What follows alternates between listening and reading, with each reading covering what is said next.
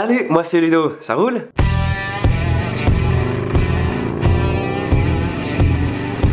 Tu veux te payer un intercom cet été et tu sais pas quoi prendre? Moi je me suis payé l'année passée le Pack Talk Duo de Cardo. Du coup j'avais envie de t'en parler pour que tu saches à quoi t'attendre si t'en achètes un. En plus le week-end dernier, j'ai pas fait de moto donc ça m'arrange.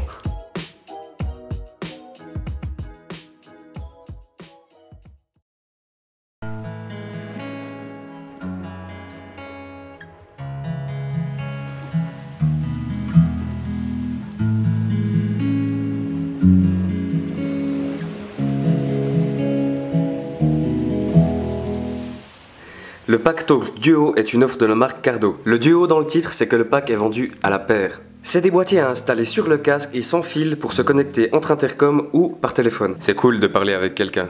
Sinon tu utilises Siri. Dans la boîte, t'as les intercoms, une pince de fixation rapide et un socle à coller sur un casque. Pour ma part, j'utilise souvent l'intercom avec mon casque Shoei, alors du coup je l'ai collé dessus. T'as deux micros, un pour coller dans un casque intégral et l'autre avec une tige pour les casques jet ou amovibles. T'as encore un mode d'emploi énorme et quelques scratchs pour une installation plus simple. Niveau installation, c'est vraiment simple. Tu mets les haut-parleurs de chaque côté à l'intérieur de ton casque et tu installes le micro. Et après t'as vraiment beaucoup de possibilités avec cet intercom. Musique, radio, téléphone, GPS, etc. Appelle ma femme.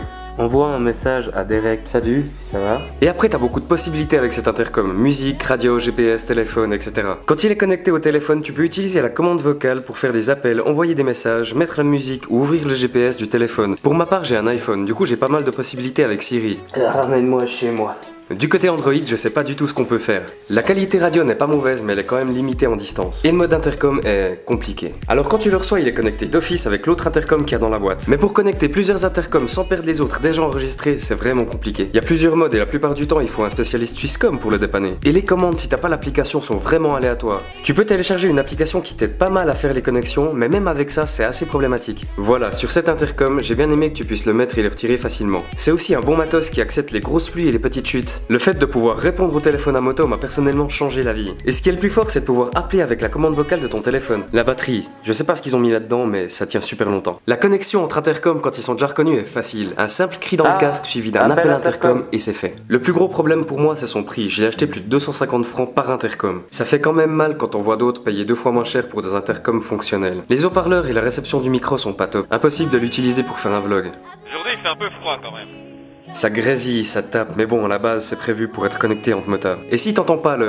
Quand tu cliques ton intercom, retire-le pour le remettre. Des fois, on a dû retourner en arrière pour les récupérer. Et la connexion entre intercoms, c'est tellement complexe que j'ai toujours le mode d'emploi avec moi. Et même avec tout ça, j'ai pas pu me connecter avec plusieurs personnes en même temps.